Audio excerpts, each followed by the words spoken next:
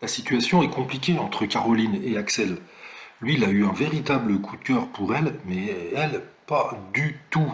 Et ça a créé un malaise qui a nécessité l'intervention de Pascal de Sutter, qui a demandé à Caroline de promettre de se concentrer sur les 80% de compatibilité plutôt que sur les 20% d'incompatibilité. Bon, elle a promis, d'accord, mais ceci dit, c'est pas si simple que ça. Après leur mariage, ils ont rejoint la chambre dans laquelle ils devaient passer la nuit. Mais elle a dit à Axel qu'elle préférait dormir toute seule, et donc elle lui a demandé de partir. Je sens qu'il attend de moi quelque chose que je ne peux pas lui donner. Je suis très mal à l'aise. Je ne me vois pas du tout dormir avec lui dans le même lit, même dans la même chambre. Je suis fatigué. J'ai été déçu de la rencontre, donc là, c'est un peu dur, a-t-elle dit, les larmes aux yeux. Un coup dur pour Axel, qui espérait profiter de ce moment pour faire plus ample connaissance.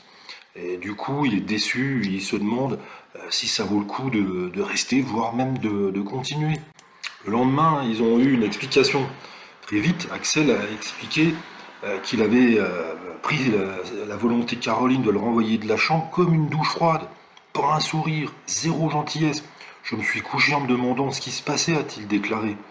Et bien qu'elle avait envie de fuir et d'être lâche, la jeune femme s'est lancée en lui expliquant qu'elle n'avait pas eu de coup de cœur et qu'elle craignait d'être entrée dans sa vie pour rien.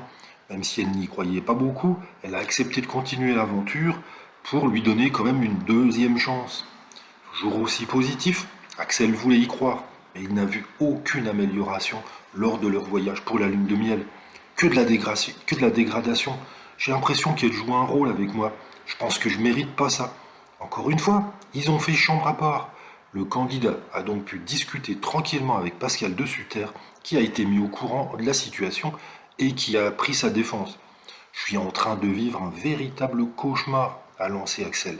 L'expert lui a demandé de commencer à se protéger et il avait bien l'intention d'avoir également une discussion avec Caroline. À suivre donc, hein, et peut-être que tout n'est pas perdu, on verra bien.